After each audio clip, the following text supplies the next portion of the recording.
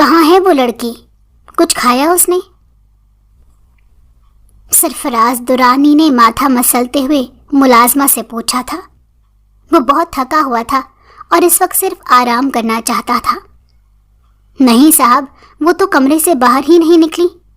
میں اور پروین دروازہ بجا بجا کر تھک چکے ہیں، مگر نہ ہی وہ دروازہ کھول رہی ہیں اور نہ ہی کچھ کھا پی رہی ہیں۔ میں 3 مرتبہ کھانا لے کر گئی اور بتایا کہ کھانا لے کر آئی ہوں، مگر وہ کہنے لگیں کہ نہیں، مجھے کچھ بھی زہر لا دو، اگر کچھ کھلانا ہے تو۔ نورا نے سر جھکاتے ہوئے ڈرتے ڈرتے کہا، واٹ؟ کس کام کی تنخواہ ملتی ہے آپ لوگوں کو؟ ایک ذرا سی لڑکی کو ہینڈل نہیں کر پائیں تم دونوں؟ وہ تو چٹکیوں میں مسل جانے والی چیز ہے، اور تم دونوں مجھے صفائیاں دے رہی ہو۔ چلی جاؤ میری نظروں کے سامنے سے، اس سے پہلے کہ میں کچھ اور کر دوں۔ سرفراز درانی غصے سے دھاڑا۔ اس کی دھار سنتے دونوں ملازمائیں جھٹ سے غائب ہوئی تھیں۔ حرام خور لوگ، سرفراز درانی نے غصے سے کہا۔ اسے تو میں نمٹتا ہوں، بہت ہو گئے نخرے۔ سرفراز درانی خود سے کہتے سیڑھیاں چڑھتے اوپر آ گیا تھا۔ اس نے دروازے پر دستک دی۔ میں نے کہا ہے نا دفع ہو جاؤ، کیوں بار بار تنگ کر رہی ہو؟ میں ڈرتی نہیں ہوں تمہارے صاحب سے۔ دروازہ دوبارہ کھٹکھٹایا تو میں پنکھے سے لٹک کر خودکشی کر لوں گی۔ اندر سے سخت جھنجھلائی ہوئی آواز سنائی دی۔ سرفراز درانی نے نفی میں سر ہلایا اور پھر اپنے کمرے کی جانب بڑھ گیا۔ وہ اس لڑکی کے ساتھ جتنی نرمی برت رہا تھا، وہ لڑکی اتنا ہی ناجائز فائدہ اٹھا رہی تھی۔ سرفراز درانی نے کمرے میں آتے ہی اپنے سائڈ ٹیبل کا ڈرا کھولتے اس میں سے چابیوں کا گچھا نکالا۔ مطلوبہ کمرے کی چابی نکالتے وہ واپس اس کمرے کی طرف آیا۔ اس نے چابی ڈال کر لاک گھمایا تھا۔ کلک کی آواز کے ساتھ دروازہ کھلتا چلا گیا تھا۔ کیا تماشا ہے یہ؟ تم کھانا کیوں نہیں کھا رہی؟ سرفراز درانی اس کے سر پر پہنچتا غصے سے بولا۔ وہ ایک دم سے ڈر کر اچھلی تھی۔ پلیز مجھے یہاں سے جانے دیں، مجھے جانا ہے یہاں سے، پلیز۔ مجھے یہاں قید کر کے آپ کو کیا ملے گا؟ مجھے میرے گھر جانا ہے، مجھے گھر جانے دیں۔ میں آپ کے سامنے ہاتھ جوڑتی ہوں۔ وہ اس کے سامنے ہاتھ جوڑے کہنے لگی تھی۔ سرفراز درانی نے بے ساختہ اس کی عقل پر ماتم کیا۔ جب میں نے کہا تھا نا کہ تم یہاں سے نہیں جا سکتی، تو اس کا مطلب یہی ہے کہ تم یہاں سے نہیں جا سکتی۔ تمہارے یہ اچھے ہتھ کنڈے استعمال کرنے سے تمہاری جان نہیں چھوڑ سکتی۔ کھانا بھجوا رہا ہوں، شرافت سے کھا لینا، نہیں تو میں نے دوسرا طریقہ آزمایا تو پھر تمہیں اچھا نہیں لگے گا۔ سرفراز درانی اس کا جبڑا دبوچتے ایک ایک لفظ چبا کر زومائنی لہجے میں بولا، مجھے گھر۔ ابھی وہ 2 قدم ہی چلا تھا جب اسے اپنی پشت پر پھر سے وہی آواز سنائی دی۔ تمہیں ایک بار کی بات سمجھ نہیں آتی کیا؟ اب اگر تمہارے منہ سے گھر کا لفظ بھی نکلا تو میں تمہیں اٹھا کر تہہ خانے میں بند کر دوں گا، جہاں چوہوں کا راج ہے اور روشنی بھی نہیں لگتی۔ پھر وہاں بیٹھ کر چیختی رہنا، مجھے گھر جانا ہے، مجھے گھر جانا ہے، اور کرتی رہنا بھوک ہڑتال، کیونکہ وہاں کوئی بھی تمہیں کھانا پانی پوچھنے نہیں آئے گا۔ سرفراز درانی نے سرد انداز میں کہا تھا۔ چوہوں اور اندھیرے کا سن کر ہی اس کی جان ہوا ہوئی تھی۔ اس کے چہرے پر ایک تاریک سایہ لہرایا تھا۔ نہیں نہیں بابا، چوہے نہیں، نہیں پلیز بابا، پلیز بلب جلائیں۔ اندھیرے میں میرا دم گھٹ رہا تھا، ایسا نہ کریں پلیز۔ ماما مجھے بچاؤ، مجھے یہاں سے نکال دو، یہاں بہت اندھیرا ہے، میں مر جاؤں گی، مجھے نکالو یہاں سے۔ 8 سالہ منتہا سٹور روم کے دروازے کو مسلسل پیٹتے ہوئے روئے جا رہی تھی، اور اسے تھوڑی دور دوسرے کمرے میں اس کی ماں شاہین بیگم بند تھی۔ وہ بھی دروازہ پیٹ پیٹ کر اس کو کھولنے کی استدعا کر رہی تھی، مگر ان کی یہ استدعا سننے والا تو مست سا صوفے پر بیٹھا ٹی وی دیکھنے میں مگن تھا۔ توقیر صاحب پلیز دروازہ کھول دیں، میری بچی کو وہاں سے نکال دیں، اس کا کوئی قصور نہیں، وہ معصوم ہے۔ پلیز توقیر صاحب رحم کھائیں، اسے وہاں سے نکال دیں۔ آپ کو جو کہنا ہے مجھے کہیں، مجھے چاہے ساری عمر اس کمرے میں بھوکا پیاسا بند رکھیں، لیکن میری بیٹی کو وہاں سے نکال دیں۔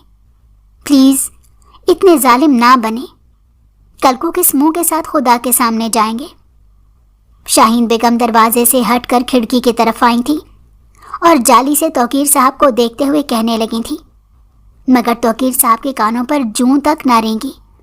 وہ ایسے ہی ٹی وی دیکھنے میں مگن رہے جیسے انہوں نے کچھ سنا ہی نہ ہو۔ جیسے ہی شاہین بیگم کی آوازیں مزید بلند ہوئیں، توقیر صاحب نے ایک ناگوار نظر ان پر ڈالتے ٹی وی کا والیوم بڑھا دیا تھا۔ وہ دونوں ماں بیٹی چیختے چیختے تھک ہار کر بیٹھ گئی تھیں۔ ان کا جرم صرف اتنا تھا کہ وہ توقیر صاحب کے کہنے کے باوجود اپنے میں کے نہ گئی تھیں۔ شاہین بیگم اور توقیر صاحب ایک زمانے میں ایک ساتھ یونیورسٹی میں پڑھتے تھے۔ دونوں ایک دوسرے کو پسند کرتے تھے، لیکن توقیر صاحب کی پسند صرف پیسے کی وجہ سے تھی، کیونکہ شاہین بیگم ایک بڑے گھر کی بیٹی تھی۔ یونیورسٹی ختم ہو چکی تھی۔ شاہین بیگم توقیر صاحب کے انتظار میں بیٹھی رہی تھی کہ وہ کب انہیں پروپوز کر کے ان کے گھر رشتہ بھیجتے ہیں، مگر ان کا یہ انتظار ہی رہا، اور اس سے پہلے ہی شاہین بیگم کے لیے ان کے والد کے دوست کے بیٹے سفیر حیدر کا رشتہ آ گیا۔ سفیر حیدر پڑھے لکھے تھے، اپنا کاروبار تھا، دیکھے بھالے تھے، اس لیے شاہین بیگم کے گھر والوں نے منٹ کی دیری کیے بغیر ہی رشتے کی حامی بھر لی۔ سب کچھ اتنا جلدی میں ہوا کہ شاہین بیگم کو کچھ سمجھ ہی نہ آئی۔ ان کے گھر والوں نے ان سے رضامندی پوچھی تو مجبوراً شاہین بیگم کو اپنی رضامندی دینی پڑی تھی، کیونکہ انکار کا اس کے پاس کوئی جواز نہیں تھا۔ اگر توقیر صاحب کی طرف سے کوئی بات، کوئی آس ہوتی تو شاید وہ اس رشتے سے منع کر دیتی اور اپنے گھر والوں کو توقیر کے بارے میں راضی کر لیتی، مگر توقیر صاحب کی طرف سے تو کوئی آس اور دلاسا نہیں تھا۔ ایسے میں شاہین بیگم کو اپنے گھر والوں کی رضامندی پر گردن جھکانی پڑی تھی، جس میں ان کی اپنی کوئی رضامندی نہیں تھی۔ شاہین بیگم اپنے تمام جملہ حقوق سفیر حیدر کے نام کرتی ان کے ساتھ رخصت ہو کر پیا دیس سدھار گئی تھیں۔ شادی کے کچھ مہینے بعد ایک روز وہ سفیر حیدر کے ساتھ شاپنگ پر آئی تھی۔ سفیر حیدر کو اپنے کچھ دوست مل گئے، جن کے ساتھ ہائے ہیلو کرنے وہ شاہین بیگم سے تھوڑا دور ہو گئے۔ شاہین، اسی لمحے شاہین بیگم کو اپنے عقب سے ایک جانی پہچانی آواز آئی۔ یہ آواز تو شاہین بیگم لاکھوں میں بھی پہچان سکتی تھی۔ وہ لمحے کی دیری کیے بغیر پیچھے مڑی۔ توقیر، آپ یہاں؟ نہ چاہتے ہوئے بھی شاہین بیگم کی آنکھوں کے کنارے بھیگ گئے تھے۔ شاہین، مجھے تم سے ضروری بات کرنی ہے۔ توقیر صاحب کا آنچ دیتا ہوا لہجہ شاہین بیگم بخوبی محسوس کر رہی تھی۔ کہیں؟ شاہین بیگم نے ادھر ادھر دیکھتے ہوئے کہا۔ سفیر حیدر کہیں نہیں دکھے تو توقیر صاحب کی جانب متوجہ ہو گئی۔ میں آپ سے محبت کرتا ہوں اور آپ سے شادی کرنا چاہتا ہوں۔ آپ بتائیں کب بھیجوں اپنے والدین کو؟ توقیر صاحب ایک ہی سانس میں پہنچ گئے۔ شاہین بیگم کے چہرے پر زخمی مسکراہٹ آئی تھی۔ آپ نے بہت دیر کر دی توقیر صاحب، میری شادی ہو چکی ہے۔ شاہین بیگم اتنا کہہ کر رکی نہیں تھی۔ شٹ، ہاتھ سے نکل گئی۔ ایک مرتبہ میری اس سے شادی ہو جاتی تو میں ساری زندگی بیٹھ کر کھاتا۔ توقیر صاحب کہتے ہاتھ ملتے رہ گئے تھے۔ انہیں شاہین بیگم کے ہاتھ سے نکل جانے کا کافی ملال تھا۔ پھر اکثر شاہین بیگم اور توقیر صاحب کا ٹکراؤ ہونے لگا۔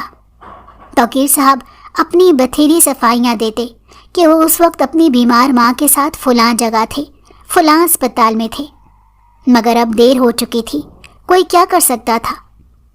وقت کچھ مزید آگے سرکا تو شاہین بیگم کی گود میں اللہ نے منتہا کی صورت میں ننھی پری ڈال دی تھی۔ شاہین بیگم جو فارغ اوقات میں اکثر ہی توقیر صاحب کے بارے میں سوچنے لگتی تھی، اب منتہا کو دیکھ کر وہ مکمل منتہا کے ساتھ مشغول ہو گئی تھی۔ گو کہ سفیر حیدر انہیں بہت خوش رکھتے تھے، مگر پھر بھی کہیں نہ کہیں شاہین بیگم کے دل میں بھی محبت کے نہ ملنے کا ملال تھا۔ منتہا 7 سال کی ہو چکی تھی جب شاہین بیگم کے اوپر ظلم کا پہاڑ ٹوٹ پڑا۔ سفیر حیدر کا قتل ہو گیا تھا۔ سفیر حیدر ایک سیاسی جماعت سے بھی منسلک تھے۔ وہ کسی سیاسی تقریب میں ہی گئے ہوئے تھے جب مخالفین نے ان کی گاڑیوں پر گولیوں کی بوچھاڑ کر دی تھی۔ سفیر حیدر کا پورا وجود گولیوں سے بھر گیا اور وہ موقع پر ہی دم توڑ گئے۔ شاہین بیگم 7 سال کی منتہا کو لے کر واپسی سے اپنے باپ اور بھائیوں کے گھر آ گئیں، مگر 6 مہینے بعد ہی ان کی ملاقات پھر سے توقیر صاحب سے ہوئی اور توقیر صاحب نے پھر سے وہی مطالبہ دہرایا تھا۔ شاہین بیگم اس مرتبہ توقیر صاحب کو انکار نہ کر سکی تھی، کیونکہ ان کے پاس انکار کی کوئی وجہ تھی، وہ ختم ہو چکی تھی۔ شاہین بیگم نے یہی سمجھا کہ شاید قسمت نے انہیں اپنی محبت کو حاصل کرنے کا موقع دیا ہے، اس لیے اب وہ کوئی رسک نہیں لینا چاہتی تھی۔ ان کے گھر والوں کو علم ہوا تو سب کو ہی شاہین بیگم کی کم عقلی پر بہت غصہ آیا۔ سب نے ہی شاہین کو سمجھانے کی کوشش کی کہ اگر دوسری شادی کرنی ہی ہے تو کسی ایسے سے کرو جو تمہاری بیٹی کو ایک اچھا مستقبل دے سکے، مگر شاہین بیگم کو اس وقت توقیر صاحب کے علاوہ اور کوئی نظر نہیں آ رہا تھا۔ انہوں نے گھر والوں کو دھمکی دی کہ اگر ان کی شادی توقیر صاحب سے نہ کروائی گئی تو وہ زہر کھا لیں گی۔ ان کے گھر والوں کو مجبوراً ان کی بات ماننی پڑی، مگر اس شرط کے ساتھ کہ شادی کے بعد شاہین بیگم کا اس گھر سے اور اس گھر کے لوگوں سے کسی قسم کا کوئی واسطہ نہیں ہوگا۔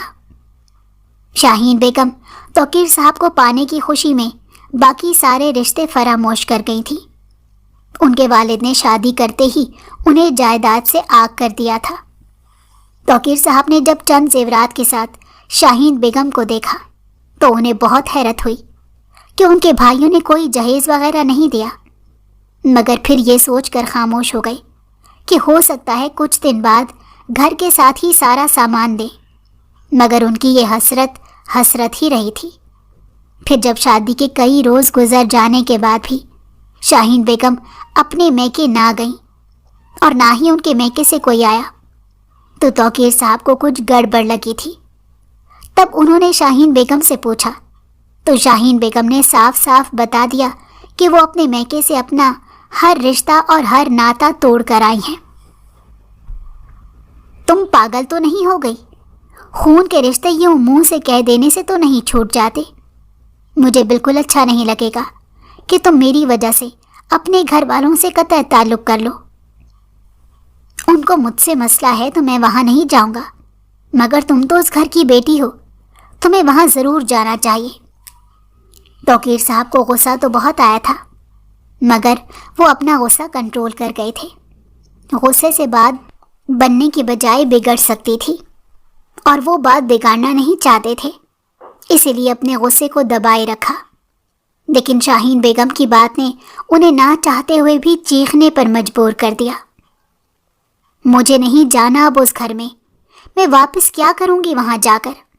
اگر ان لوگوں کو ہی میری پرواہ نہیں تو میں ان کی پرواہ کیوں کروں؟ میرے لیے سب سے زیادہ ضروری آپ اور منتہا ہیں۔ آپ دونوں میرے ساتھ ہیں تو مجھے اور کسی چیز کی ضرورت نہیں۔ شاہین بیگم نے کہتے توقیر صاحب کے کندھے سے لگنا چاہا تھا، مگر توقیر صاحب نے ایک جھٹکے میں انہیں خود سے دور کیا تھا۔ کیسے ضرورت نہیں؟ ضرورت ہے، بہت ضرورت ہے۔ میرا مطلب ہے ہمیں ان کی دعائیں چاہیے، بہت ساری دعائیں۔ ان کی ناراضگی سے ہماری زندگی میں خوشیاں کیسے آئیں گی؟ تم کل ہی جا کر ان کو مناؤ گی، ٹھیک ہے؟ توقیر صاحب نے پہلے انتہائی غصے سے کہا، مگر پھر اپنا لہجہ نرم کر لیا۔ شاہین بیگم نے اسی وقت سر اس بات میں ہلا لیا تھا، مگر وہ گئی نہیں۔ توقیر صاحب انہیں روزانہ اصرار کرتے تھے۔ ان کے روز روز کے اصرار سے شاہین بیگم چڑ گئی تھی۔ کیا ہو گیا ہے توقیر صاحب آپ کو؟ جب میں نہیں ملنا چاہتی ان سے تو آپ کیوں زور دے رہے ہیں؟ شاہین بیگم تنگ آ کر بولی۔ دوسری طرف توقیر صاحب کی بھی بس ہو چکی تھی۔ میں قرضے لے لے کر تھک گیا ہوں، میرا بال بال قرضے میں ڈوبا ہوا ہے۔ میں نے تمہارے بھروسے یہ سارا قرضہ اٹھایا تھا کہ تمہارے گھر والے تمہیں اچھی خاصی دولت دے کر رخصت کریں گے، مگر انہوں نے تو چند زیورات پر ہی ٹرخا دیا۔ میں نہیں جانتا میں نے سارا قرضہ چکانا ہے، تم اپنے گھر والوں سے پیسے مانگ کر لاؤ گی اور مجھے دو گی۔ توقیر صاحب کھل کر سامنے آ چکے تھے۔ وہ شاہین بیگم کو بار بار اپنا حصہ مانگنے کا کہتے تھے، اور اس روز انہوں نے غصے میں آ کر شاہین بیگم اور منتہا دونوں کو الگ الگ کمروں میں بند کر دیا تھا اور خود مزے سے بیٹھ کر ٹی وی دیکھتے رہے۔ پھر جب بجلی چلی گئی تو یوں ہی ان دونوں کو بند چھوڑے گھر سے نکل گئے۔ ان کی واپسی اگلے روز ہونی تھی۔ منتہا خوف اور ڈر کے باعث بے ہوش ہو چکی تھی، جبکہ شاہین بیگم کی رو رو کر آنکھیں سوج چکی تھیں۔ وہ ساری رات روتی رہی تھی۔ جو ہی توقیر صاحب نے دروازہ کھولا، وہ دیوانہ وار بھاگتی زمین پر بے ہوش پڑی منتہا کی طرف بھاگی اور منتہا کو اٹھا کر باہر لائی تھی۔ اسے وہیں صوفے پر لٹانے کے بعد شاہین بیگم نے پانی کا گلاس لاتے اس کے منہ پر پانی کے چھینٹے مارے تھے، اور پھر اس کے ہوش میں آتے ہی وہی پانی کا گلاس اس کے لبوں سے لگایا۔ ماما، وہاں چوہے، اندھیرا، وہ مجھے… مارے خوف کے منتہا سے بات بھی نہ ہو پا رہی تھی۔ شاہین بیگم نے منتہا کو دیکھا، جس کا سارا وجود خراشوں سے بھرا ہوا تھا۔ انہیں بے ساختہ اپنے اس فیصلے پر پچھتاوا ہوا جو انہوں نے اپنے سارے گھر والوں کی ناراضگی مول لے کر لیا تھا۔ جس شخص کے سہارے پر وہ آئی تھی، اس شخص کا یہ روپ دیکھ کر وہ بہت خوفزدہ ہو چکی تھی۔ اگلے کئی دن تک ان کے درمیان بول چال بند رہی تھی۔ ہاں، تو کیا فیصلہ کیا تم نے؟ کب جاؤ گی اپنے باپ سے اپنا حصہ مانگنے؟ کچھ دنوں بعد توقیر صاحب نے پھر سے وہی سوال پوچھا۔ ٹیبل پر چائے رکھتی شاہین بیگم کے ہاتھ کانپنے لگے، اور کپ ان کے ہاتھ سے چھوٹتا ان کے پیروں پر گرا تھا۔ شاہین بیگم کے منہ سے سسکی نکلی تھی۔ گرم گرم چائے پیر کو کافی جھلسا گئی تھی۔ بدسلیقہ عورت، کوئی بھی کام ڈھنگ سے مت کرنا، توقیر صاحب چلائے تھے۔ اگلے کچھ دنوں میں توقیر صاحب کے ظلم منتہا اور شاہین بیگم پر کچھ زیادہ ہی بڑھ گئے تھے، کیونکہ شاہین بیگم کو اطلاع مل چکی تھی کہ ان کے باپ نے انہیں اپنی جائیداد سے آگ کر دیا ہے۔ منحوس عورت، عقل سے پیدل تھی کیا؟ آتے ہوئے کچھ تو لے کر آتی۔ کیا سوچا تھا میں نے کہ تیرے لیے ہیرے جواہرات جمع کر رکھے ہوں گے؟ کیسے کروڑوں کی جائیداد سے آگ ہو کر سکون سے بیٹھی ہے۔ تیری جگہ میں ہوتا نا تو ان کے حلق سے اپنا حق کھینچ کر نکالتا۔ توقیر صاحب مسلسل برس رہے تھے۔ منتہا دروازے کی اوٹ میں چھپی ڈری سہمی نظروں سے یہ سارا منظر دیکھ رہی تھی۔ بس، میں نے طے کر لیا ہے، اب اس گھر میں راشن کا ایک تنکا بھی نہیں لاؤں گا۔ تم مجھے 1 روپیہ تک نہیں دے سکتی، میں تجھے اور تیری بیٹی کو کیوں کھلاؤں؟ توقیر صاحب انہیں حقارت سے دیکھتے ہوئے بولے۔ توقیر صاحب، خدا کا واسطہ ہے ایسا مت کریں، میری بچی ابھی چھوٹی ہے، ایسا ظلم نہ کریں، پلیز، میں آپ کے پیر پڑتی ہوں۔ شاہین بیگم ایک مرتبہ پھر سے اس ظالم شخص کے پیروں میں گر گئی تھی۔ ٹھیک ہے، لیکن میری ایک شرط ہے۔ اتنا کہتے ہی توقیر صاحب نے معنی خیزی سے دروازے کی اوٹ میں چھپی منتہا کو دیکھا، اور شاہین بیگم کے کچھ سمجھنے سے پہلے ہی وہ اسے دروازے کی اوٹ سے نکال کر لے آئے تھے۔ تیرے گھر والوں نے تجھے آگ کیا ہے، اس کے گھر والے تو ہوں گے، چچا، تایا، دادا، اس کے باپ کی تو جائیداد ہوگی جو اس کے مرنے کے بعد تجھے اور اسے ملی ہوگی۔ سچ سچ بتا، کیا ملا ہے تجھے اور اس کے نام پر کیا کیا ہے؟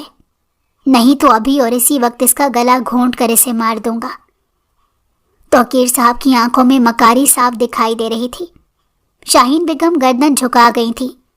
یہ سچ تھا کہ سفیر حیدر ان کے نام پر ایک بھاری رقم کے علاوہ بھی کافی کچھ چھوڑ کر گیا تھا، مگر وہ سب شاہین بیگم نے منتہا کے مستقبل کے لیے سنبھال رکھا تھا۔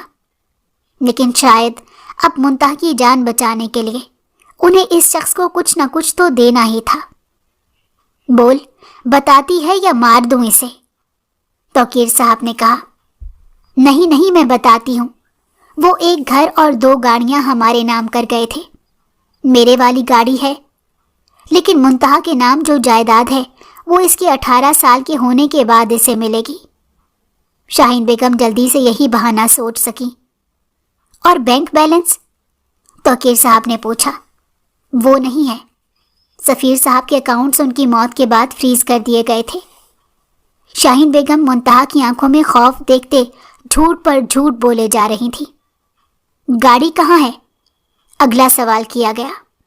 وہ ابھی تک شو روم میں ہی ہے، شاہین بیگم نے کہا۔ توقیر صاحب اسی وقت منتہا کو چھوڑتے شاہین بیگم کو اپنے ساتھ گھسیٹتے ہوئے لے گئے۔ جاتے وقت وہ جتنے غصے میں تھے، واپسی پر وہ اتنا ہی خوش ہوئے جا رہے تھے۔ گاڑی انہوں نے شو روم میں ہی بیچ ڈالی تھی، جس کی قیمت 55 لاکھ تھی۔ 25 لاکھ کے قریب تو توقیر صاحب کے سر پر قرضہ تھا۔ انہوں نے پہلے اس سے جان چھڑائی اور پھر بقیہ پیسوں سے کچھ گھر کا راشن خریدنے کے بعد باقی کاروبار میں لگا دیے۔ وہ کاروبار کیا تھا کیا نہیں کچھ پتہ نہیں تھا۔ شاہین بیگم کو آج تک اس بات کا علم نہیں ہو سکا تھا کہ توقیر صاحب آخر کون سا کاروبار کرتے ہیں۔ پوچھنے پر بھی توقیر صاحب نے کبھی نہ بتایا تھا۔ وقت گزرتا گیا تھا اور منتہا جوانی کی دہلیز پر آن پہنچی۔ منتہا اپنے باپ سفیر حیدر پر گئی تھی۔ سفید چٹا گورا رنگ، بڑی بڑی سرمئی آنکھیں، تیکھی ناک، انابی لب، متناسب قد کاٹ، وہ بالکل کسی شہزادی کی طرح لگتی تھی، جو ایک بار اسے دیکھتا بس دیکھتا ہی رہ جاتا تھا۔ شاہین بیگم نے اسے چھوٹی سی عمر میں ہی نماز اور پردے پر لگا دیا تھا۔ وہ اس کا کھلتا ہوا حسن دیکھ رہی تھی، اس لیے وہ نہیں چاہتی تھی کہ کل کو اس کے حسن کو اس کے لیے کوئی آزمائش بنے، لیکن وہ نہیں جانتی تھی کہ یہ آزمائش تو اس کے نصیب میں لکھی جا چکی تھی اور اس پر آ کر ہی رہنی تھی۔ توقیر صاحب کا مزاج آج پر پھر گرم رہنے لگا، کیونکہ وہ سارے پیسے آہستہ آہستہ ختم کر بیٹھے تھے۔ اب ان کی نظریں منتہا پر ٹکی ہوئی تھیں کہ کب منتہا 18 سال کی ہوگی اور کب وہ اس کی جائیداد کو بیچ سکیں گے۔ یہ 2 سال انہوں نے پھر سے دونوں ماں بیٹی کو اذیت دیتے ہوئے گزارے۔ اگلے ہی روز توقیر صاحب تیار کھڑے تھے منتہا کی جائیداد کو بیچنے کے لیے، مگر اس مرتبہ شاہین بیگم بھی تیار تھی۔ انہوں نے سفیر حیدر کے وکیل کو فون کر کے ساری بات سمجھا دی تھی۔ جس وقت توقیر صاحب شاہین بیگم اور منتہا کو لے کر گھر سے نکلنے لگے، اسی وقت سفیر حیدر کا وکیل اندر داخل ہوا تھا۔ اس نے آتے ساتھ ہی منتہا کو سالگرہ کی مبارکباد دی اور اس کے بعد شاہین بیگم سے مخاطب ہو کر بولا کہ مجھے آپ سے ضروری بات کرنی ہے۔ دراصل سفیر حیدر صاحب کی وصیت کے مطابق مجھے ان کی دوسری وصیت اس دن کھولنی تھی جس دن منتہا 18 سال کی ہو جاتی۔ میں کب سے اس دن کے انتظار میں تھا۔ شکر ہے کہ وہ وقت آ گیا۔ آئیے بیٹھ کر بات کرتے ہیں۔ وکیل صاحب ان سے کہتے لاؤنج میں لگے صوفے پر بیٹھ گئے، جبکہ توقیر صاحب جلدی جلدی منتہا اور شاہین بیگم کو لے کر اندر آئے تھے تاکہ وصیت سن سکے۔ ان کی باتیں کھل اٹھی تھیں۔ انہیں لگ رہا تھا کہ شاید سفیر حیدر اپنی بیٹی کے نام کچھ اور بھی کر کے گیا ہوگا۔ جی وکیل صاحب، جلدی جلدی بتائیے کیا ہے وصیت؟ ہم کہیں جا رہے تھے آج، توقیر صاحب نے بے صبری سے پوچھا تھا۔ وکیل صاحب نے سر اسبات میں ہلاتے ہوئے وصیت کھولی تھی۔ وصیت کے مطابق سفیر حیدر کے 2 بنگلے، 1 فلیٹ اور 4 گاڑیاں ان کی بیٹی منتہا کے نام پر ہیں، لیکن ایک شرط پر۔ وکیل صاحب نے وقفہ لیا، جبکہ توقیر صاحب تو جیسے خوشی سے مرنے والے ہو گئے تھے۔ کہاں انہوں نے 1 بنگلہ اور 1 گاڑی کا سوچا تھا، اور کہاں 5 بنگلے اور 4 گاڑیاں ان کو مل رہی تھیں۔ توقیر صاحب بیٹھے بٹھائے خود کو کروڑ پتی تصور کر کے خوش ہو رہے تھے۔ شرط کیا ہے وکیل صاحب؟ شاہین بیگم نے پوچھا۔ یہ سب منتہا کو صرف اسی صورت میں ملے گا جب منتہا ان کے بڑے بھائی کے بیٹے سے شادی کرے گی اور پھر اپنے استعمال میں رکھے گی۔ اگر اس نے ان میں سے کوئی بھی چیز ان کے بھتیجے کے علاوہ کسی اور کے نام کرنے یا بیچنے کی کوشش بھی کی تو اس سے یہ ساری کی ساری چیزیں ضبط کر لی جائیں گی۔ وکیل صاحب نے وصیت پوری پڑھتے میز پر رکھی تھی۔ یہ سب کیا بکواس ہے؟ ایسا کیسے ہو سکتا ہے؟ مجھے دکھاؤ، میں خود دیکھوں۔ تمہارے منہ میں جو آ رہا ہے تم وہ بول رہے ہو۔ توقیر صاحب نے بدتمیزی سے کہتے وصیت اٹھا کر پڑھنی شروع کر دی تھی۔ جوں جوں وہ وصیت پڑھ رہے تھے ان کے چہرے کے تاثرات سخت ہوتے جا رہے تھے۔ انہیں یقین ہی نہیں آ رہا تھا کہ وہ منزل کے اتنے قریب آ کر ہار رہے ہیں۔ میں نہیں مانتا ایسی وصیت کو، یہ تم بکواس لکھ کر آئے ہو اور تم نے سوچا کہ ہم اس پر یقین کر لیں گے۔ ایسی ویسی کوئی وصیت نہیں ہوتی، اور اگر ہوتی بھی ہے تو یہی سمجھو کہ نہیں ہوئی۔ اتنا کہتے ہی توقیر صاحب نے ایک دم سے وصیت پھاڑ کر ٹکڑوں میں تبدیل کرتے ہوئے ہوا میں اچھال دی تھی۔ سب کچھ آپ کی مرضی سے نہیں ہوتا توقیر صاحب۔ اصل وصیت سفیر حیدر کی عدالت میں ابھی بھی موجود ہے، یہ صرف اس کی کاپی تھی، اور ایسی ہی ایک کاپی سفیر صاحب کے گھر بھی پہنچا دی گئی ہے۔ ممکن ہے وہ لوگ شادی کے سلسلے میں جلد ہی آپ سے رابطہ کریں۔ آپ مجھے اجازت دیں، میں چلتا ہوں۔ وکیل صاحب اتنا کہتے باہر نکل گئے تھے، جبکہ توقیر صاحب نے غصے میں توڑ پھوڑ شروع کر دی تھی۔ ان کا بس نہیں چل رہا تھا کہ وہ اس وکیل کو کھڑے کھڑے آگ لگا دیتے۔ نہیں ہو سکتا، ایسا نہیں ہو سکتا، وہ غصے سے چلائے، اور پھر کچھ دیر مزید بک بک کرنے کے بعد وہ گھر سے باہر چلے گئے۔ کچھ دنوں بعد ہی شاہین بیگم اپنی ایک دوست کو اپنے گھر لا چکی تھی، پلاننگ کے تحت، سفیر حیدر کی بھابھی بنا کر۔ توقیر صاحب کے سامنے اس نے بات شروع کی۔ بات کیا شروع کی، ساری بات ہی ختم کر دی تھی۔ شاہین، تم جانتی ہو سفیر مجھے میرے چھوٹے بھائیوں کی طرح تھا، وہ میری کوئی بات نہیں ٹالتا تھا۔ تم جانتی ہو اس وقت منتہا صرف 3 سال کی تھی جب میں نے سفیر سے بات کی اور اسے منتہا کو مانگا تھا۔ تم جانتی ہو اس نے لمحے کی دیری کیے بغیر ہی منتہا کو میرے سیفی کے نام کر دیا تھا۔ میں تو انتظار میں تھی کہ کب منتہا 18 سال کی ہوگی اور کب میں اسے اپنی سیفی کی دلہن بنا کر لے جاؤں گی۔ شاہین بیگم کی دوست سفیر حیدر کی بھابھی بننے کی بھرپور ایکٹنگ کر رہی تھی۔ پھر اس نے توقیر صاحب کو بھی گفتگو میں شامل کر لیا، اور پلان کے مطابق شادی کی تاریخ لے کر ہی وہ ان کے گھر سے اٹھی تھی۔ 1.5 مہینے بعد کی تاریخ رکھ دی گئی تھی۔ شاہین بیگم کی دوست جو انہی کی طرح کروڑ پتی خاندان سے تھی، اسی لیے وہ جاتے وقت 10 لاکھ کا چیک کاٹ کر توقیر صاحب کے ہاتھ پر رکھ گئی تھی تاکہ وہ شادی کے انتظامات کر سکے۔ سفیر حیدر کے بھتیجے کی آڑ لے کر شاہین بیگم منتہا کو اپنی دوست کے بیٹے کے ساتھ بیاہ رہی تھی تاکہ منتہا کو اس جہنم سے نکال کر وہ پرسکون ہو کر توقیر صاحب کے خلاف کوئی قدم اٹھا سکے۔ یوں تو انہیں ہر وقت منتہا کی طرف سے دھڑکا لگا رہتا تھا کہ کہیں توقیر صاحب منتہا کو کچھ نہ کر دے۔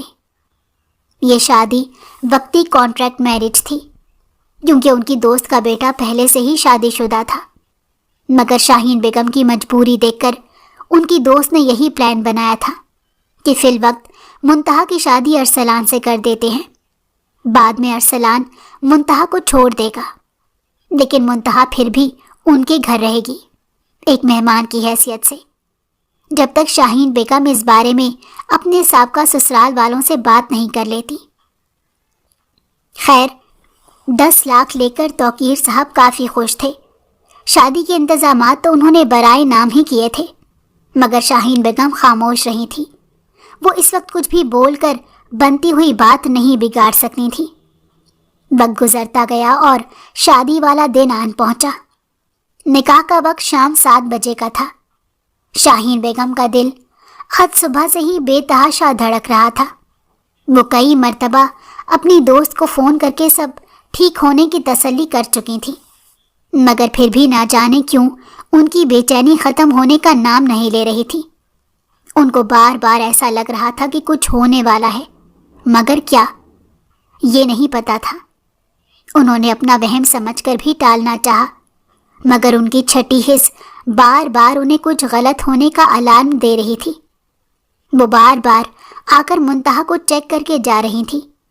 انہوں نے اسے پارلر بھی نہ بھیجا تھا، بلکہ گھر پر ہی بیوٹیشن کو بلا کر اسے تیار کروا دیا تھا۔ سامیہ، کہاں ہو تم لوگ؟ ابھی تک آئے کیوں نہیں؟ شاہین بیگم کا یہ 8واں فون تھا۔ شاہین پریشان نہ ہو، ہم نے جو تمہیں وقت دیا ہے ہم اس پر پہنچ جائیں گے۔ دن میں تمہیں پتہ ہے نا، نہیں نکل سکتے، ہزاروں لوگ مل جاتے ہیں، پھر طرح طرح کے سوالات۔ میں نے اسی لیے رات کے وقت کا انتظار کیا ہے۔ تم پریشان مت ہو، ریلیکس کرو، ہم لوگ پہنچ جائیں گے وقت پر۔ سامیہ بیگم نے تسلی دیتے کال کاٹ دی، جبکہ شاہین بیگم فون ہاتھ میں لیے وہیں ٹہلنے لگی تھیں۔ توقیر صاحب صبح سے گھر سے نکلے ہوئے، کوئی پتہ نہیں تھا کہ کہاں ہیں اور کہاں نہیں۔ وہ نظروں کے سامنے ہوتے تو بھی شاہین بیگم کو تھوڑی تسلی رہتی، مگر ان کا غائب ہونا شاہین بیگم کی پریشانی کو مزید بڑھا رہا تھا۔ آخرکار 6 بجے کے قریب دروازے پر دستک ہوئی۔ شاہین بیگم نے دروازہ کھولا تو سامنے توقیر صاحب کھڑے تھے۔ خلاف معمول ان کے چہرے پر مسکراہٹ تھی اور آنکھیں چمک رہی تھیں۔ یوں لگ رہا تھا مانو جیسے کوئی خوشی ملی ہو۔ کیا خوشی ہو سکتی ہے؟ اس شخص کی ساری خوشیاں تو پیسے تک کی ہیں، پیسے کے علاوہ تو اسے کبھی کوئی خوشی نہیں ہوئی، تو پھر آج اسے کون سی خوشی مل گئی؟ کیا یہ منتہا کی شادی کے لیے خوش ہے؟ لیکن کیوں؟ شاہین بیگم نے توقیر صاحب کے چمکتے ہوئے چہرے اور آنکھوں کو دیکھ کر سوچا تھا، آج میں بہت خوش ہوں شاہین بیگم، آج میری بیٹی اپنے گھر کی ہونے جا رہی ہے، میرے فرض ادا ہونے جا رہے ہیں، میں بہت خوش ہوں۔ توقیر صاحب نے شاہین بیگم کی طرف دیکھتے کہا۔ شاہین بیگم حیرت سے گنگ رہ گئی تھی، انہیں اس شخص سے اس چیز کی امید نہیں تھی۔ شاہین بیگم کو یوں ہی حیرت زدہ چھوڑے توقیر صاحب منتہا کے کمرے کی طرف گئے۔ شاہین بیگم ہوش میں آتی بھاگی بھاگی ان کے پیچھے گئی تھی، مگر سامنے کا منظر دیکھتے ہوئے وہ ایک دم ساکت ہوئی تھی۔ انہیں اپنی آنکھوں پر یقین ہی نہیں آیا تھا۔ انہیں توقیر صاحب سے ہر طرح کی امید تھی، مگر وہ کبھی سوچ بھی نہیں سکتی تھی کہ توقیر صاحب ایسا بھی کچھ کر سکتے ہیں۔ وہ منہ کے آگے ہاتھ رکھے اپنی سسکیاں دبانے لگی تھی۔ اگلا منظر اس سے بھی زیادہ ناقابل یقین تھا۔ توقیر صاحب نے منتہا کے سر پر جھکتے ہوئے اس کے سر پر بوسہ دیا تھا، اور پھر اپنی جیب میں ہاتھ ڈال کر ہزار ہزار کے کئی نوٹ نکالے اور انہیں منتہا کے سر سے پھیرا اور لا کر شاہین بیگم کی ہتھیلی پر رکھ دیا۔ یہ کسی غریب کو دے دینا، میری بیٹی کے سر کا صدقہ۔ توقیر صاحب محبت پاش نظروں سے منتہا کو دیکھتے ہوئے بولے۔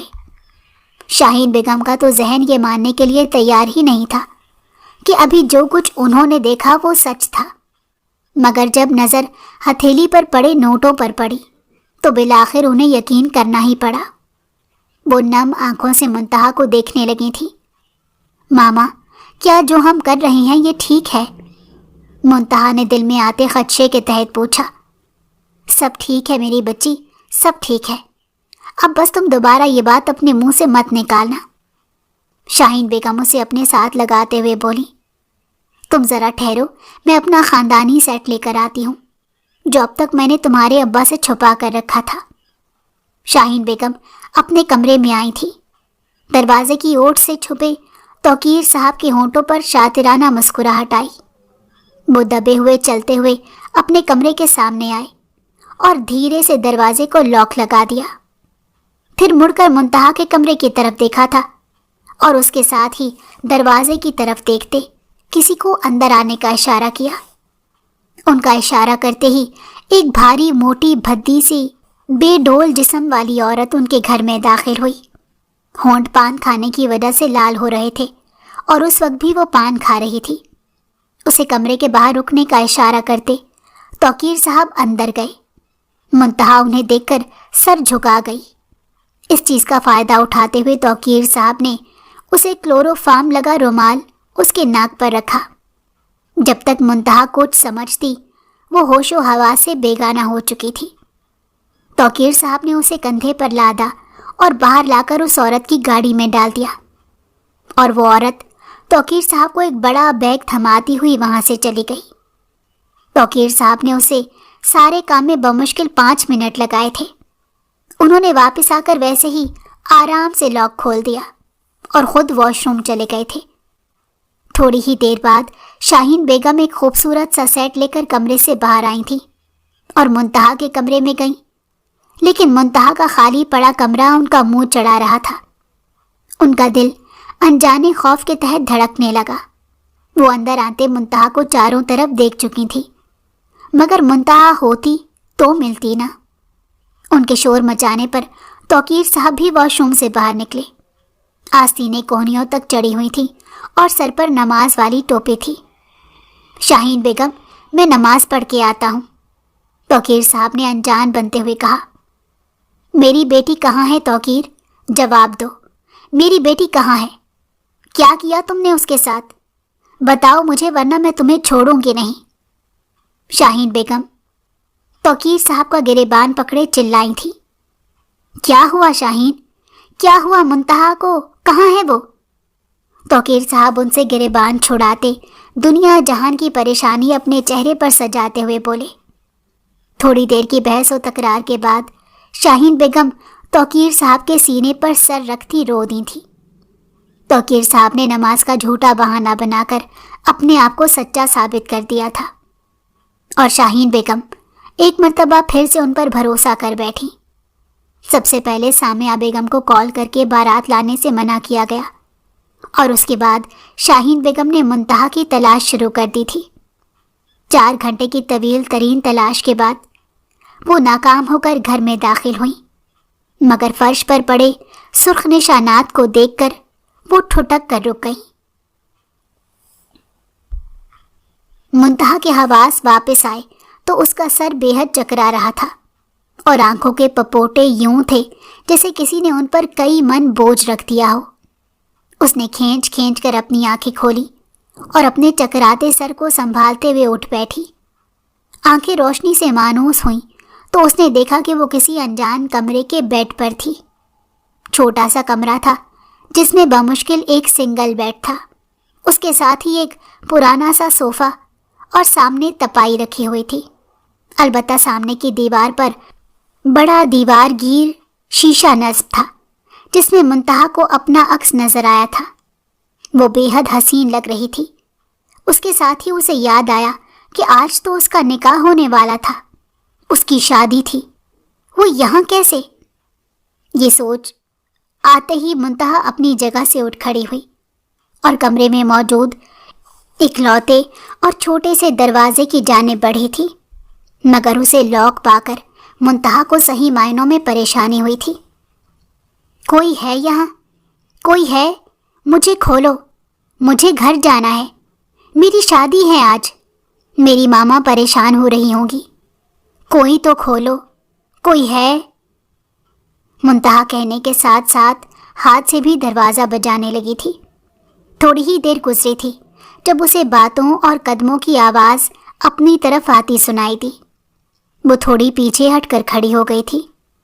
हुस्नारा बेगम ने ताला खोलते अंदर कदम रखा था। क्या मसला है तेरे साथ चिड़िया? क्यों फड़फड़ाकर अपने पंख ज़ाया कर रही है और हमारे कोठे के माहौल में भंग डाल रही है? हुस्नारा बेगम ने एक तरफ थूक फेंकते हुए उससे कहा। उसके मुंह से आती पान की खुशबू से मुंतहा को अपने हवास मुअत्तल होते हुए महसूस हो रहे थे। वो थोड़ा दूर हटकर खड़ी हुई थी। कौन हो तुम और मुझे कहाँ लाई हो? मुझे मेरे घर छोड़ दो, मेरी शादी है आज। मुंतहा मासूमियत से बोली थी। उसे अभी तक इल्म नहीं हुआ था कि वो किस जगह आ गई थी। लड़की, ज़्यादा चख-चख करने की ज़रूरत नहीं, अब तुम कहीं पर भी नहीं जा सकती।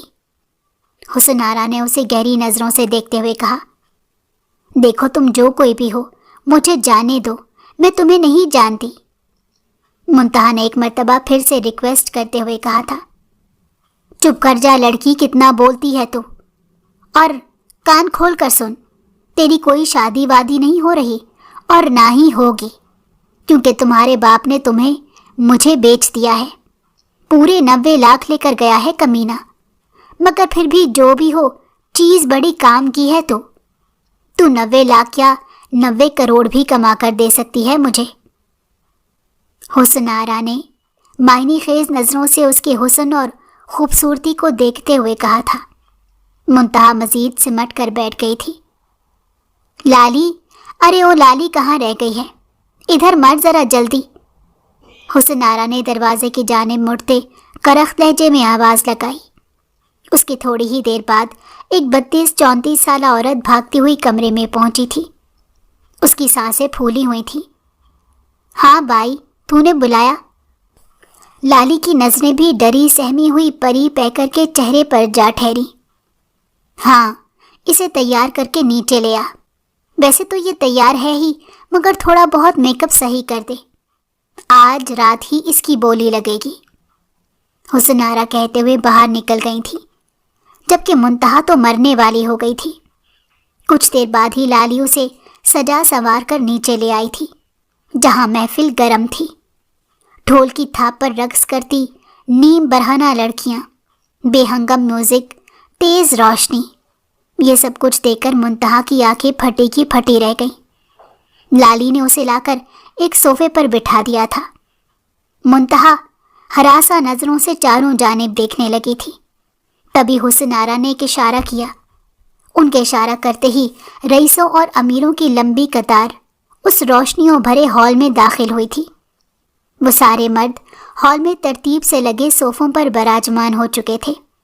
سب کی ہی نظریں منتہا کی طرف تھیں۔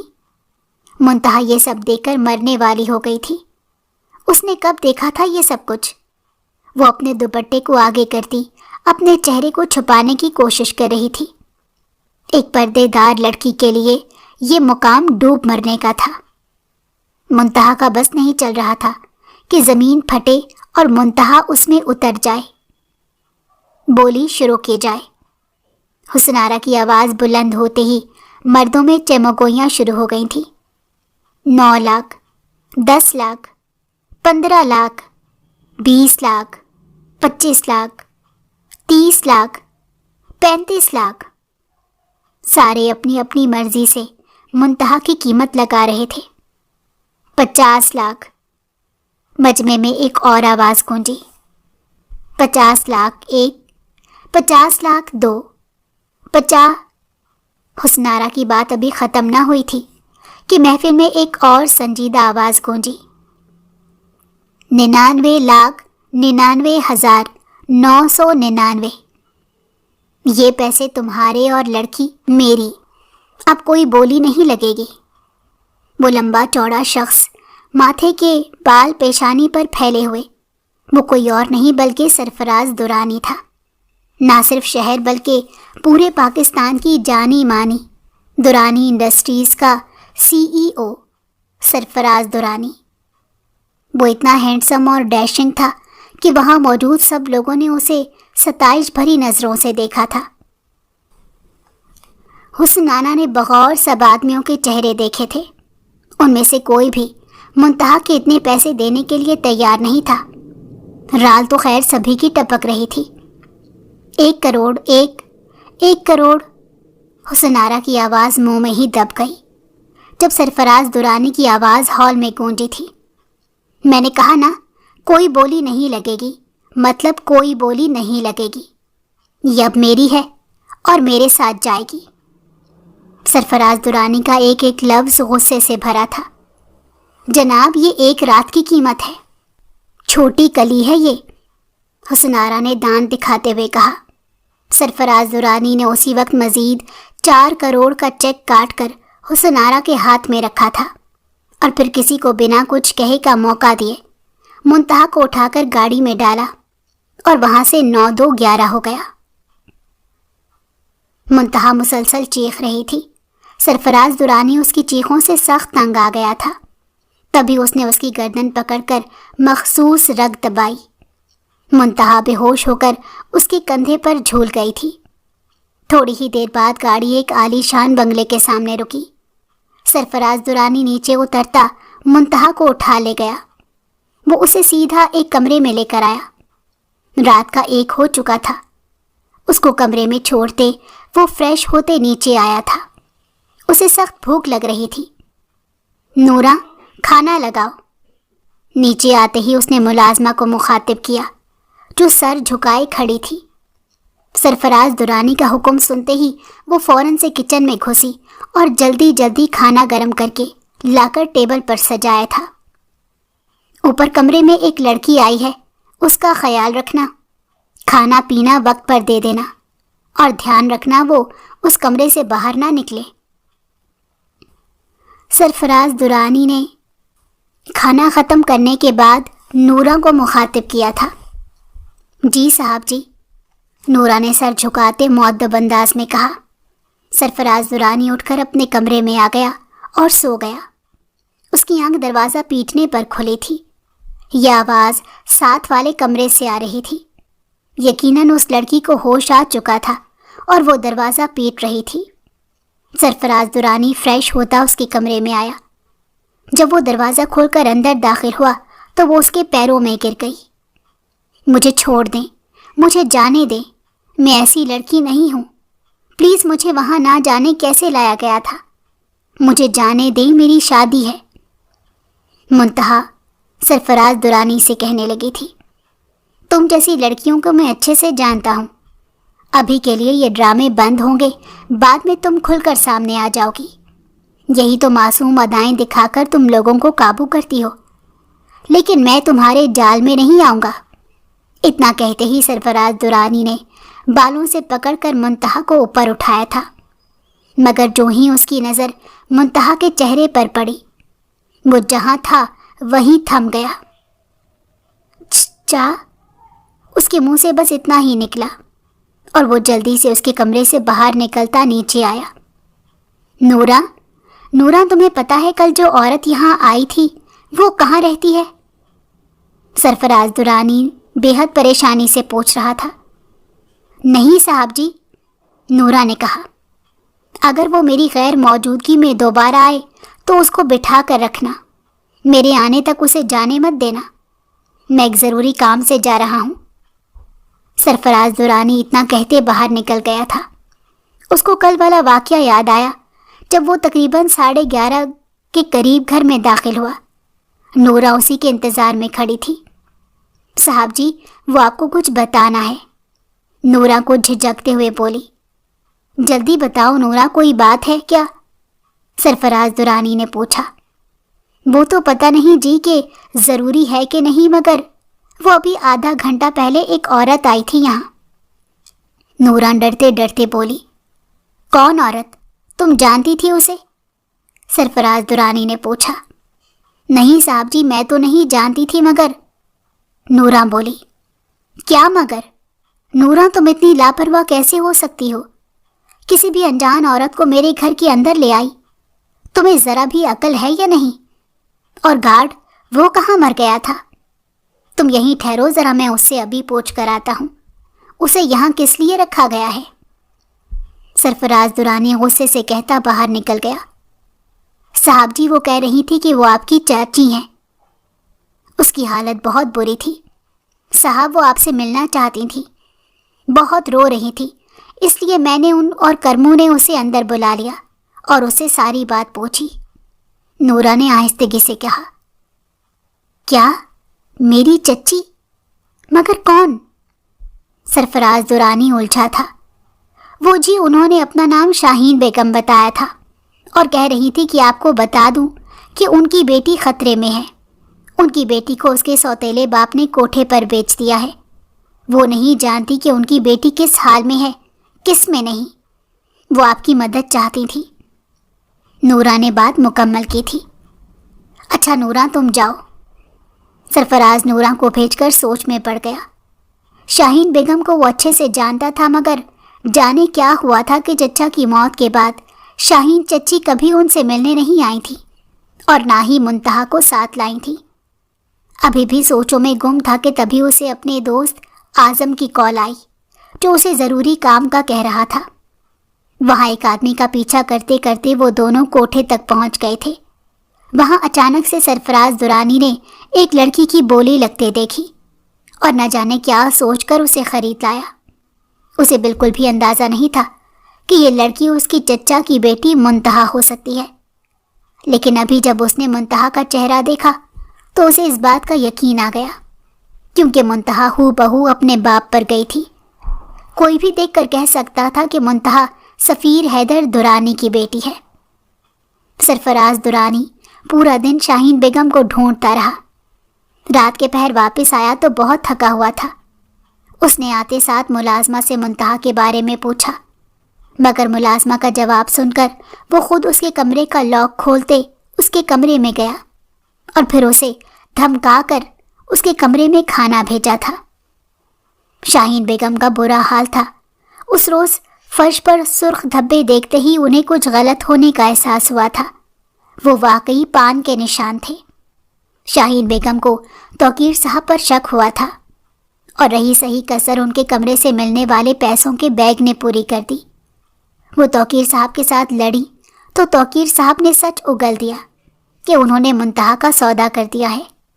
शाहीन बेगम की जान तो हलक में आ गई थी। उन्हें उस वक्त कुछ और नज़र नहीं आया तो वो सीधा सैफ़ी यानी सरफराज दुरानी के घर आई थी, मगर सरफराज दुरानी से मुलाकात ही ना हो सकी। आज मुंतहा को गए 2 दिन हो चुके थे और शाहीन बेगम की सांसें सीने में अटक रही थी। तौकीर साहब ना जाने कहाँ जा चुके थे। तभी दरवाजे पर खटका हुआ। एक आस के तहत शाहीन बेगम दरवाजे की जानिब गई।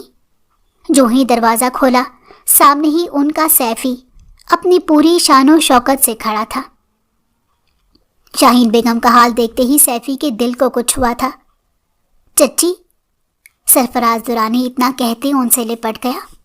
दोनों चच्ची भतीजा काफ़ी देर तक एक दूसरे को साथ लगाए रोते रहे। सैफ़ी मेरी बच्ची, उसे मेरी गलतियों की सज़ा मिल रही है। न जाने वो किस हाल में होगी। ज़ालिमों ने न जाने उसका क्या हाल किया होगा। शाहीन बेगम अपने सामने सहारा पाकर एक मर्तबा फिर से फूट फूट कर रो दी। चची जान, हौसला रखें, कुछ नहीं हुआ मुंतहा को, वो बिल्कुल ठीक है। उसने शाहीन बेगम को बिठाते तसल्ली दी थी। शाहीन बेगम ने बेयकीनी से उसकी तरफ देखा।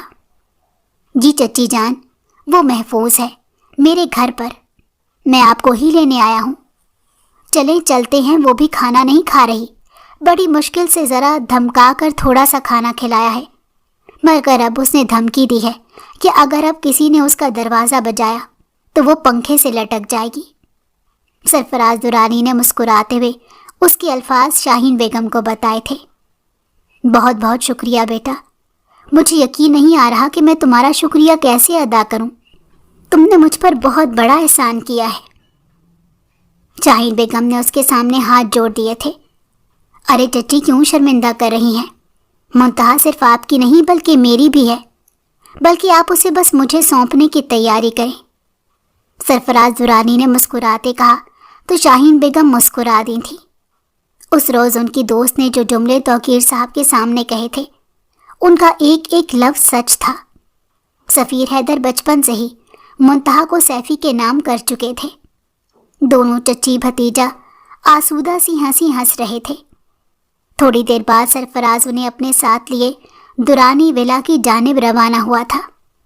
वैसे तो वो सारे दुरानी बंगले में रहते थे, मगर सरफराज दुरानी अपने काम को लेकर बहुत सीरियस था। इसलिए उसने अपना ये विला अलहदा बना कर रखा था और ज़्यादा तो यहीं रहता था। ठीक 2 महीने बाद पूरी दुनिया ने देखा था कि कैसे सरफराज दुरानी ने धूमधाम से मुंतहा सफ़ीर हैदर को अपनी ज़िंदगी में शामिल किया था। 7 साल बाद। सैफ़ी, उठ भी जाएं, कितनी देर हो रही है और कितना सोना है आपने? मुंतहा सरफराज दुरानी के ऊपर से कंबल खींचते बोली, मगर सरफराज दुरानी ढीठ बना दोबारा से कंबल अपने ऊपर खींच गया। सैफ़ी, ना तंग करें ना, प्लीज़ उठ जाएं। देखें 10 बज रहे हैं। आप भूल रही हैं कि आज आपकी बहन की बारात है और हमें दुरानी हाउस पहुंचना है। मैंने आपसे कहा भी था कि रात को वहीं रुक जाते हैं। सब कितना इसरार कर रहे थे, मगर न जाने आपको वहाँ कौन से कांटे चुभते हैं और यहाँ कौन से हसीनाएं आपके इंतज़ार में बैठी होती हैं, जो आप भागे भागे यहाँ पहुँच आते हैं। अब सारी रात ड्राइविंग करके सुबह आँख कैसे खुलेगी? मुंतहा कहने के साथ साथ कमरा समेट रही थी, जिसको फैलाना गोया सरफराज दुरानी ने अपना फ़र्ज समझ लिया था। सरफराज, उसे टस से मस ना होते देखकर मुंतहा ने उसके करीब आते गुस्से से पुकारा, ٹھیک ہے مت اٹھیں، میں جا رہی ہوں اپنے بچوں کو ساتھ لے کر، آپ سوئے رہیں یہاں۔ منتہا ناراضگی سے اس کا کندھے پر ناخن چباتی وہاں سے جانے لگی تھی کہ ایک جھٹکے سے رک گئی۔ سرفراز درانی نے اس کی کلائی پکڑ لی تھی۔ اس سے پہلے کہ وہ کچھ سمجھتی، سرفراز نے اس کی کلائی کو جھٹکا دیتے اپنی طرف کھینچا۔ نتیجتاً وہ اس کے اوپر آن گری۔ سیفی کیا کر رہے ہیں؟ چھوڑے مجھے، ڈور کھلا ہے، بچے آ جائیں گے۔ منتہا جھجکتے اسے دور ہونے کی کوشش کرنے لگی تھی جب سرفراز درانی کروٹ بدل کر اسے اپنے نیچے کرتا، اس کی فرار کی تمام راہیں بند کر گیا تھا۔ سرفراز نے جھکتے اس کے گال پر شدت سے دانت کاڑے جس سے منتہا چیخ اٹھی تھی۔ بابا دندے بابا، تھولو میلی ماما کو۔ دائی ادھر آؤ، دیکھو بابا ماما تو مار رہے ہیں۔ بابا گندے بابا، چھولو میلی ماما کو۔ بھائی ادھر آؤ، دیکھو بابا ماما کو کھا رہے۔ 3 سالہ ننھی جنت نے بیڈ پر چڑھنے کی ناکام کوشش کرتے اپنے بھائی کو بھی بلا ڈالا تھا۔ سرفراز درانی نے بدمزہ ہو کر اس ننھی آفت کو اٹھایا۔ منتہا دور ہوئی، تبھی 6 سالہ حماد درانی کمرے میں داخل ہوا۔ ماما چلے نہ، دیر ہو رہی ہے، پپھو ہمارا ویٹ کر رہی ہوں گی۔ بابا کو رہنے دے یہیں، یہ تو ہیں ہی لیزی۔ حماد درانی منتہا کے پاس آتے بولا۔ اس کی بات سنتے منتہا کا فلک شگاف کہہ کہا بلند ہوا تھا، وہیں حماد درانی کا منہ بنا تھا۔ 7 سال پہلے ہی سرفراز درانی نے توقیر صاحب کو پولیس کے حوالے کر دیا تھا۔ انہیں عمر قید کی سزا ہوئی تھی۔ وہ بہت سی غیر قانونی کاموں میں ملوث تھے۔ جو پیسہ انہوں نے منتہا کو بیچ کر لیا تھا وہ سارا جرمانے بھرنے میں ختم ہو گیا۔ شاہین بیگم کے گھر والوں نے انہیں معاف کر دیا تھا۔